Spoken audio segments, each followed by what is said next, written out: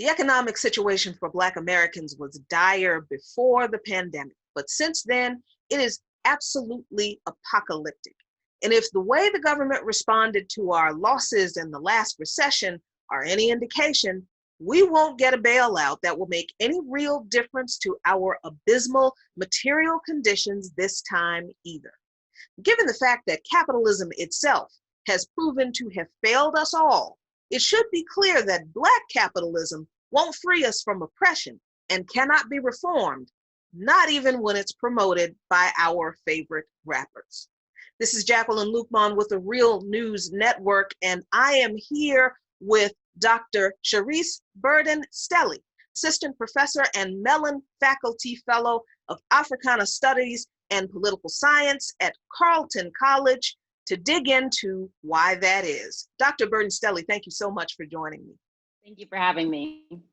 The very idea that capitalism can produce economic equality is a dubious one at best, just starting off with this discussion. But these kinds of investment-heavy, tax break-friendly, entrepreneurial-focused economic plans have been presented over and over again to address the persistent marginalization of Black people in this country. Politically, where did this idea of Black capitalism framed as public policy in response to inequality that Black people endure come from? When did the shift in the focus from equality and justice for Black people to Black power to support investment and entrepreneurship happen? Well, so that's sort of two related questions. I would argue that there has long been a push toward Black business owners or Black entrepreneurs being the leadership of the Black race since at least the 1700s, right? As long as Black people have been participating in the US economic system, there has been this idea that those who are the most affluent should lead or should rule. And this is closely tied to the idea of racial uplift and its sort of social ideology of politics of respectability.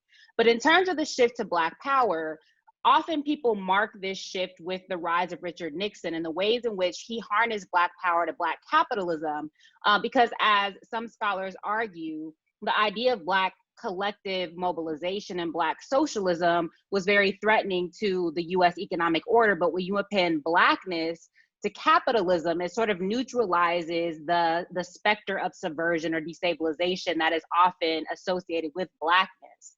Moreover, you know, in the mid 1960s, but especially after the assassination of Dr. Martin Luther King in 1968, there are all of these urban uprisings. So this idea of Black capitalism or Black power was harnessed to the idea that if there's some economic development in urban areas or in ghettos, that this would quell the unrest. And so there is a strong historical connection between the idea that the Black petty bourgeoisie should be the persons to set the agenda for the Black race and that their particular interests are representative of the interests of Black people in general. Of course, we know that this historically has not been the case.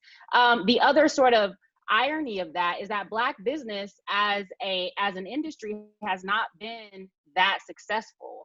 As we know, there have been very few Black corporations. Most Black businesses are small or medium-sized firms that employ few Black folks and that face, because of structural racism, face a lot of discrimination in terms of getting viable loans, in terms of getting cheap land, in terms of getting access to primary and secondary materials. And so that exploitation gets passed on to the employees.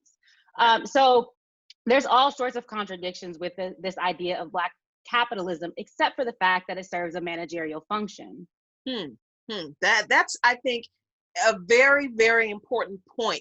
The function that it serves, the managerial function, because when we talk about the petty bourgeoisie and the capitalist class, you know, doctor, we always leave out the managers in this discussion. We always talk about those at the very top, the 10%, the 1%, and then, you know, the business class, but we leave out this sort of middle management kind of layer of gatekeepers that really does play a part in continuing to perpetuate an idea that really is not helpful to the Black masses. And the current conversation around these ideas, I think, is a good example of that, because several very popular and famous rappers have gotten involved in politics, which is not a bad thing. That's great. And they're seeking to speak for Black America by presenting plans that they say would benefit all of us, to whichever political party would listen. And I think the anger at who any of these people speak to is a lot less important, because that's what people are very angry about, that Ice Cube has spoken to the Trump campaign, and who is speaking to this other campaign or whatever. I think that's less important than what's in the plans themselves, what the plans advocate. And I think that's just as important in regard to the Trump Platinum Plan as it is in regard to the Biden administration's ridiculously titled Lift Every Voice plan. So, if the purpose of either one of these plans is to uplift Black people left behind by disenfranchisement and oppression, how do these plans that are heavy on the ideology of Black capitalism accomplish that? Or maybe the better question is, do they? No. Next question. I'm kidding. But I don't necessarily think that plans is to uplift the masses of Black people. Again, I think that they're meant to, as I always say, put a couple of chips in the cookie, to give the valence or the propaganda of Black success and of Black sort of economic improvement, at the same time that you build up the military and police state to control the overwhelming majority of Black people. And so I happen to take a look at the contract with Black America. And it is a contract with Black bourgeois America, right? So this idea of more access to loans, more access to credit. And what was really striking is that there's a sort of last plank in there that's about, all right, well, if this contract is implemented, then basically the Black poor and the Black masses need to act right. We need to do our part. Wow. We need to quit, engaging in crime. We need to, essentially adopt the right attitude. This long played out narrative of Black deviance, which is Black poor deviance, because there's no critique of the Black petty bourgeoisie. There's no critique of the Black elite and, the white collar crime in which they're engaging. It is the behavior of the Black masses that's being put on display as something to be eradicated in exchange for these crumbs from the government. And I think it's really telling who the contract with Black America is really with. And it is not for the most exploited and oppressed of Black folks. Wow, that is pretty shocking, I'm sure, for some people to hear. And I love the way you put it, that, Black people need to act right in exchange for these crumbs. Because when we're talking about a contract, isn't that what a contract is? You will do this, we'll do this for you if you do that. And the do that we're supposed to subscribe to is behave ourselves and be perfect, upright, upstanding citizens. And I always, Dr. Burton-Selly, bring up, whenever people have this response about, the misbehavior of the Black masses, I always bring up a book that I read probably 2-3 years ago, maybe a little bit longer than that, written by Khalil Gibran Muhammad, which is called The Condemnation of Blackness. Mm-hmm. And it is, I'm a student of history. I love history, but this particular book blew my mind because it outlined the way in which just this very thing you're talking about, criminalizing and pathologizing Black crime and Black misbehavior, was not done to immigrants from Europe who exhibited the same behavior because of the social conditions that poor people were forced to live in. They received assistance from the government, and acceptance into society, where Black people continued to receive condemnation of their behavior because they are Black. So yeah, we do need to put these breadcrumbs in these conversations when we have them, to point people to another step in the process to get us a little closer to deconstructing the way that we're indoctrinated to think about ourselves and our own behavior in this society that has basically built this foundation off of profiting off of saying that we're just a bunch of criminals and we don't know how to act. But I'm sure, Doctor, that there are some Black people who would benefit from something in each of these plans. But I think the question remains, how much would these plans affect the material conditions, not necessarily of the working class and the poor, because we've seen that that's not true, but even the entrepreneurial class? How much do these plans help them? Well, I mean, I think that it's a fact. If you look at the data around Black business, the overwhelming majority of Black businesses fail. And so and because the discourse of the United States and the American dream is sort of equality of opportunity, if it is that these loans and this access to credit and these favorable, lending environment is constructed, and the businesses fail nonetheless because of the ways in which they're unable to compete with large corporations. They, again, have less access to things like primary materials. The government can then say, well, at least we tried. It's a failure of will. It's a failure of adopting the right attitude. And so I think that while there may be some businesses that are successful and some people who are able to accumulate wealth, a modicum of wealth, the overwhelming majority of businesses in general fail. And it's sort of like, we're essentially asking the wrong questions, right? If this is really about uplifting not only the standards of living and the structural and material realities of the Black community as a whole, then we cannot start the idea of Black business saving us. It's not correct. And of course, you recently had a conversation with Dr. Jared Ball, who talks about the myth of Black buying power. Black consumerism, Black entrepreneurship, starting in the middle in that way is simply not the solution to improving what are pervasive, deteriorating conditions of the overwhelming majority of Black people.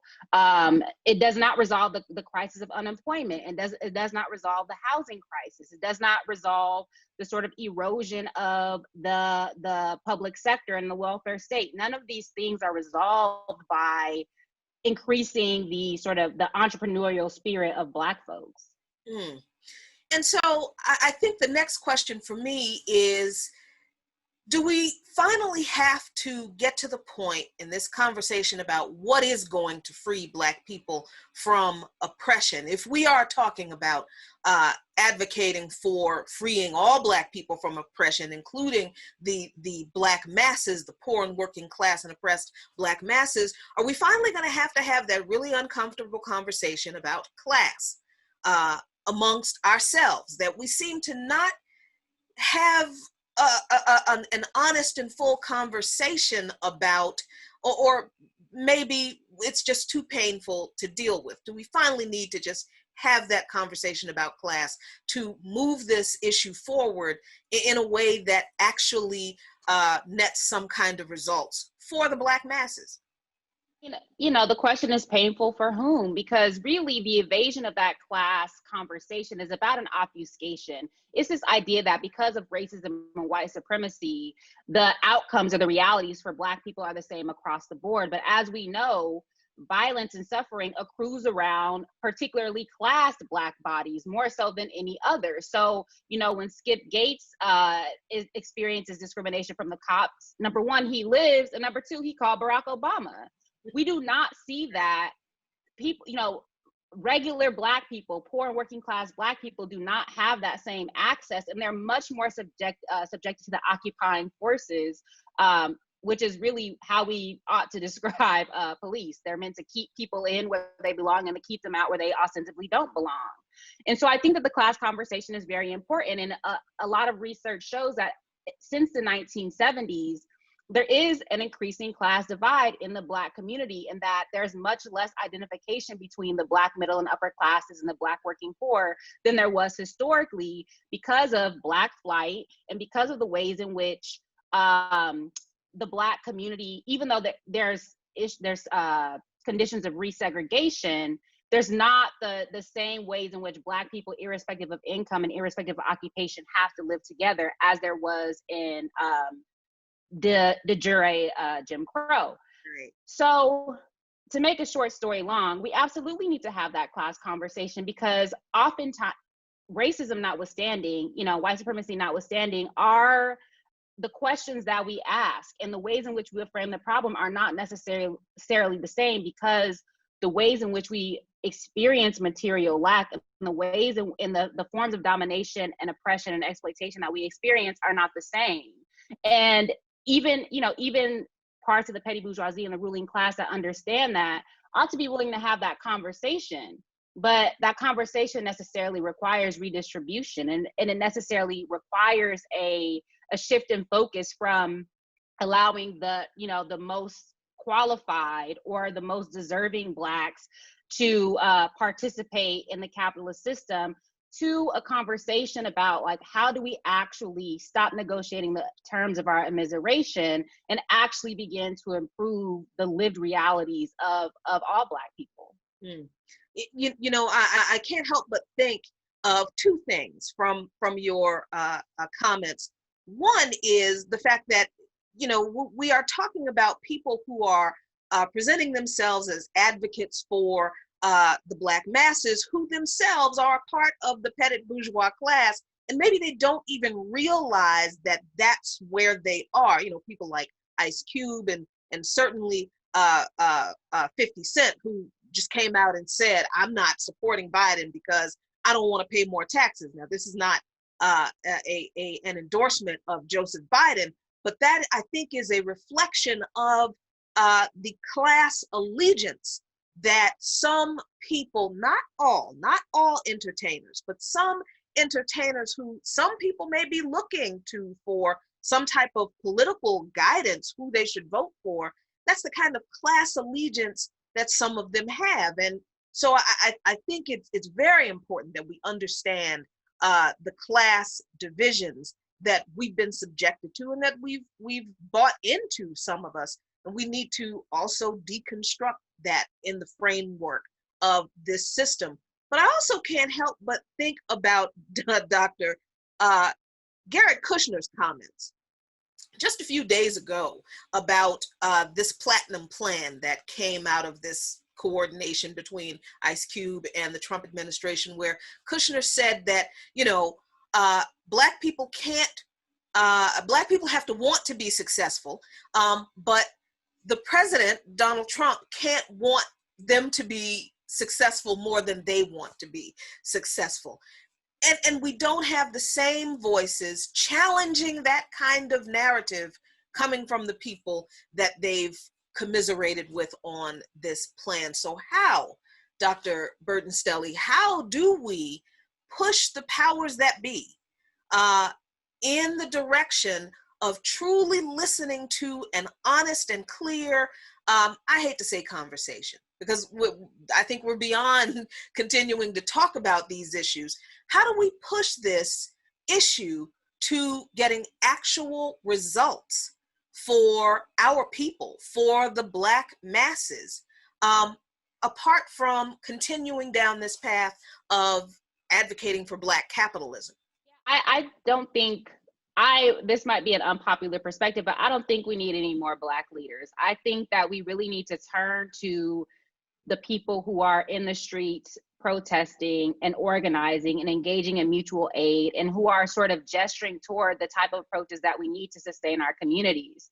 I think that we need a strong Black political party, or some sort of way in which we can vote as a block, not just objectively defects to the Democratic Party because FDR, whatever the argument is, but actually have a way in which we strategically cast our votes in national and localized elections, where we have an agenda that is based on dialogue and debate and discussion between ordinary Black people.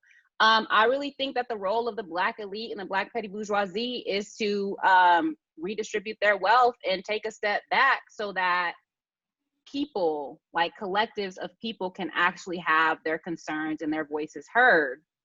And it's really a question of how much can we negotiate with the federal government? Because in the final analysis, this is a white supremacist, capitalist, imperialist society, perhaps another unpopular opinion. And so anything that they're willing, or, you know, so one might argue that anything that they're willing to give is going to have dire consequences. That being said, I think that we need to continue to mobilize and put pressure on the state, pending other forms of political strategy. This society, this capitalist, white supremacist, imperialist society owes us a debt. But we also have to be very clear that we can't trust the people who created the debt in the first place to fix it without there being some serious pushback and a lot of strings attached. So I think we have to be a lot more strategic and very careful in not just the demands we make, but as you said, in how we go about making them. I'm going to give you the last word, Dr. Burton-Stelly. How would you like to see the conversation about these issues continue past this election? You know, I would like for the conversation to get, number one, another unpopular opinion, but the vote mongering and the vote shaming, that needs to stop. I think that people should vote if they choose to vote, but I think that the positioning of voting as the way to save this democracy and the final frontier of justice, I think that is a mystification of voting as a strategy among many others. And I think that perhaps we need to do less talking on television. Perhaps we need to do less speeches and really craft or take our own spaces to have these conversations that cannot, in ways that can't be co-opted and that can't be sort of manipulated by those in power. So after the election, whichever way it unfolds, I would like to continue to see the protests in the streets in whatever form they take. I would like to continue for us to have more broad-based collective conversations that perhaps that won't be tweeted and that won't be televised, but that are happening nonetheless. Just because an opinion is unpopular, it does not mean that it is not actually true. And I thank you so much for all of your opinions, whether you think they're unpopular or not. I actually agree with them. I appreciate your time and your input today, Dr. Burton-Stelly. Thank you so much. Thank you for having me. And thank you for watching. This is Jacqueline Luqman with the Real News Network in the belly of the beast, Washington, D.C.